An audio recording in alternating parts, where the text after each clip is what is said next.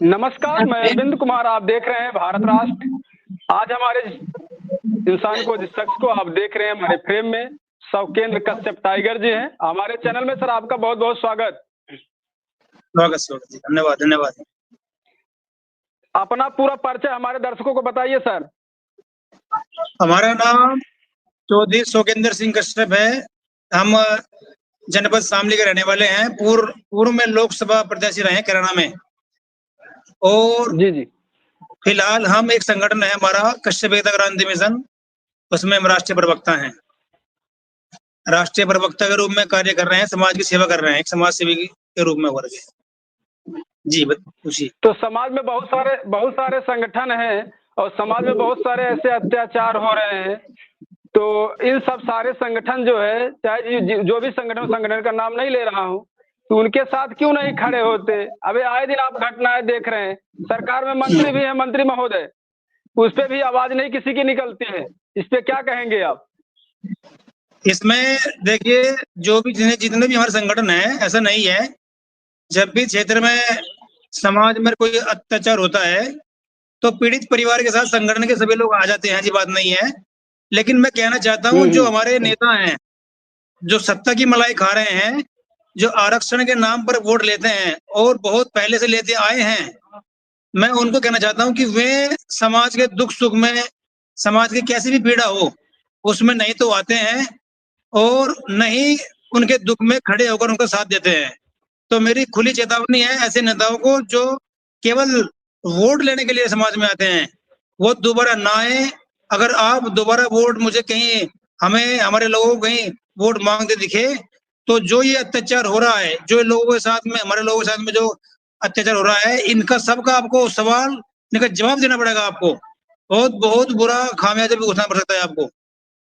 तो मेरा सभी मंत्रियों से निवेदन है कि जो जी, जो आरक्षण के नाम पर इस समाज को गोल गोल घुमाया जा रहा है, इस बार नहीं अगली बार, इस बार नहीं अगली बार, आखिर ये कब तक ये समाज इस बात को देखता रहेगा? आप भी भारतीय सुहेल देव समाज पार्टी में रह चुके हैं, आप वहां भी काम किए, तो क्या आपको कुछ दिखा कि ये लोग सिर्फ गोल गोल घुमाने का काम करते हैं, या फिर कुछ इनके अंदर सच्चाइयां भी हैं? हमने कई पार्टियों में, कई दलों में हम रहे, सुहेल देव भारतीय समाज पार्टी में हम रहे।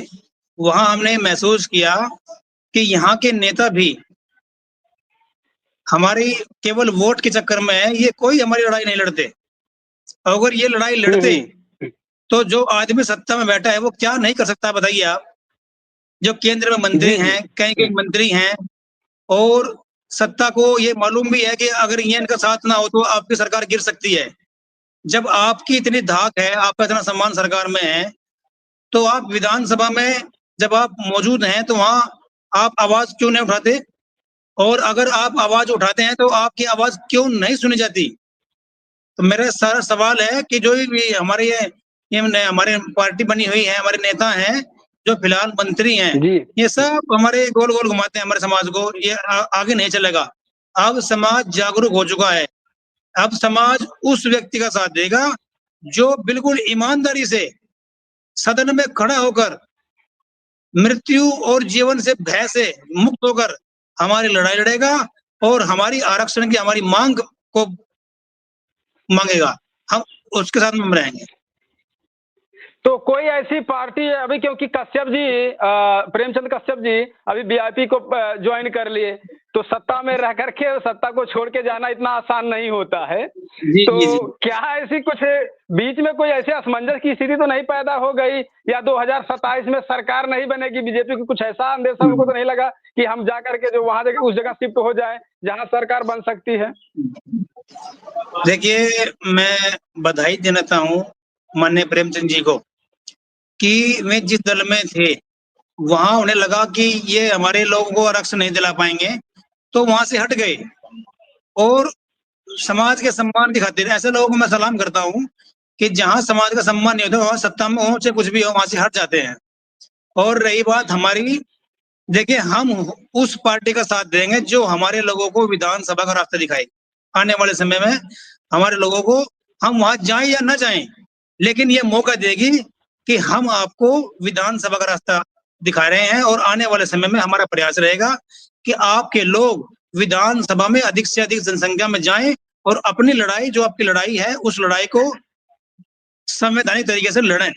हम उस पार्टी के साथ में जरूर जाएंगे जो हमें विधानसभा का रास्ता दिखाएगी। अरे अच्छा, ये जो अभी इधर मुकेश साहनी, प्रेमचंद बिंद, इधर ये जो संजय निषाद जी हैं, संजय निषाद कहीं ऐसा तो नहीं है कि अब सोच रहे हैं कि हम मुख्यमंत्री बनेंगे तब जाकर के समाज को आरक्षण दे पाएंगे? कहीं ऐसा तो नहीं उनके मन में? आप एक बात बताइए, आप फिलहाल माननीय संजय निषाद जी कैबिनेट में मंत्री हैं, जब वो अब आरक्षण को छोड़िए आप, अगर हमारी कहीं बहू बेटी पर कोई गलत कार्य हो रहा है, हमारे भाइयों को जिंदा जलाया जा रहा है, खुलेआम कत्लेआम हो रहे हैं, और वहां पुलिस प्रशासन उस मुद्दे को, ये जो समाज में आपने जिस तरीके से हत्याओं का आपने जिक्र किया, अभी आपने एक दूल्हा कांड भी देखा होगा, जौनपुर की घटना, एक चर्चित घटना जो है हाल फिलहाल की, सिर्फ नेता जा रहे हैं, फोटो खिंचवा रहे हैं और लोगों के बीच में अपना फोटो वायरल कर रहे हैं, समाज के बीच में अपना संदेश दे रहे थे कि हम गए हैं वहां पर और हमने जो है उस परिवार, पीड़ित परिवार के साथ हमने फोटो खिंचवाया और उनसे सांत्वना भी देकर के। क्या सांत्वना देने से काम चलेगा या उनको न्याय दिलाना पड़ेगा? आप सब भी तो जिम्मेदार हैं, आप सब भी तो जा सकते हैं, न्याय की लड़ाई लड़ सकते हैं। जी जी, नहीं, ये बात आपकी बिल्कुल सही है कि बहुत से लोग नेता वहां जाते हैं और फोटो खिंचाते हैं और आ जाते हैं, लेकिन मुकेश सहनी जी हैं, हमारे बड़े भाई हैं, वो लोग गए हैं, वो भी गए थे वहां और उन्होंने उनकी लड़ाई लड़ी भी है बहुत अच्छी तरीके से। उन्होंने तुरंत वहां पुलिस को बुलाया, पीड़ित को उनके सामने बैठाया और उनकी बात कराई, तो हमें बहुत सराहनीय है इस कार्य में, उन्होंने अच्छा कार्य किया वहां पर जाकर जो है। जी, क्या लगता है कि 2027 में इंडिया गठबंधन के साथ मुकेश सहनी उत्तर प्रदेश में चुनाव लड़ेंगे? भैया देखो, ये तो कुदरत जानता है कि आने वाले समय में होगा क्या, लेकिन ये है कि अब की बार 27 में हमें लग रहा है कि मुकेश सहनी जी के उत्तर प्रदेश में आने से माननीय अखिलेश यादव जी की लड़ाई मजबूत हो गई है, बहुत ज्यादा मजबूत हो जाएगी, उनको बहुत ज्यादा मजबूती मिलेगी इस चीज में। और हो भी सकता है, देखिए जनता है, अब गरीब जनता को जब कहीं इंसाफ न्याय नहीं मिलता, मान सम्मान नहीं मिलता, हो सकता है जनता अब की बार 27 में एक मौका दे अखिलेश जी को भी, ऐसा भी हो सकता है।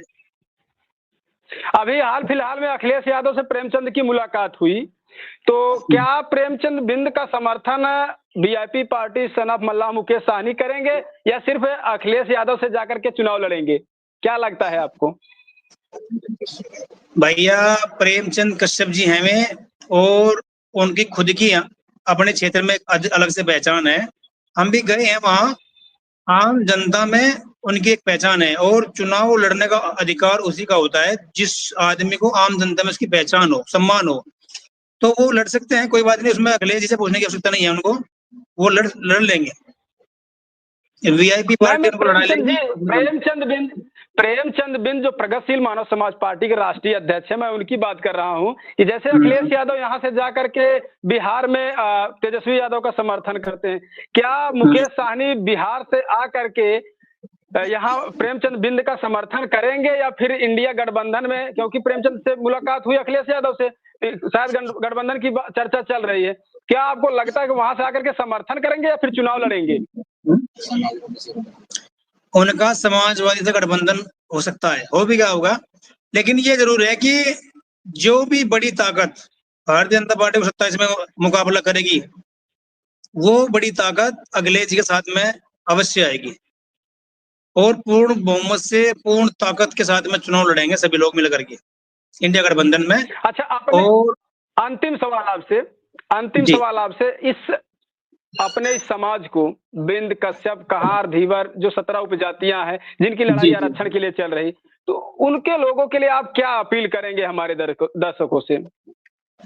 मैं सभी अपने सम्मानित, हमारे पूजनीय जो हमारे 17 उपजाति हैं उत्तर प्रदेश के अंदर, बहुत बड़ी जनसंख्या में हम हैं, मैं आप सभी से मेरा संदेश है, मेरा निवेदन है, आप सभी से मेरा आग्रह है कि आप उस पार्टी को वोट देना, उस नेता को वोट देना जो आपको विधानसभा में जाने का रास्ता दिखाए, क्योंकि सड़क पर बैठने से अधिकार नहीं मिलते, विधानसभा में जाकर के भी हमें अपने अधिकार छीनने पड़ते हैं, बताइए आप। तो विधानसभा में जो पार्टी, जो नेता आपको विधानसभा का रास्ता दिखाए, आप सब उसका साथ देना, चाहे वो गरीब हो, अमीर हो, चाहे वो नेता हो, चाहे वो आम हो, कोई भी हो। आप हर उस व्यक्ति का साथ देना जो आपको विधानसभा का रास्ता दिखाए। कहने का मतलब ये है कि अपने को वोट देना भाई हो, अपने को वोट दोगे, अपने को विधायक बनाओगे, अपने को एमपी बनाओगे, सदन में जाओगे, तभी तो अपना अधिकार आप ले पाओगे। और ऐसे आप जी जी जातिवाद में, सांप्रदायिकता में आकर के कहीं वोट मत दीजिए, अपनी वोट खराब मत करिए। वोट एक बहुत अमूल्य वस्तु है, वोट एक ऐसा शस्त्र है जिस शस्त्र को आप उपयोग करने से आप इस देश के हर अधिकार, अपने अधिकार जो आपके दबे हुए हैं, वो आप पा सकते हैं वोट के माध्यम से। आप बाबा भीमराव अंबेडकर जी का धन्यवाद करिए, उनको मान लो कि उन्होंने आपको ये अधिकार दिया, जो बड़ा आसान सा रास्ता विधानसभा तक जाता है, और केवल वोट के माध्यम से। तो आप उनका धन्यवाद करिए, वोट के माध्यम से अपनी ताकत दिखाइए। हमारी जनसंख्या प्रदेश देश के अंदर कम नहीं है। आप जिस विधानसभा को चाहें, जिस विधानसभा का जिस सीट का चाहें, जिस सीट का मोड़ सकते हैं आप लोग।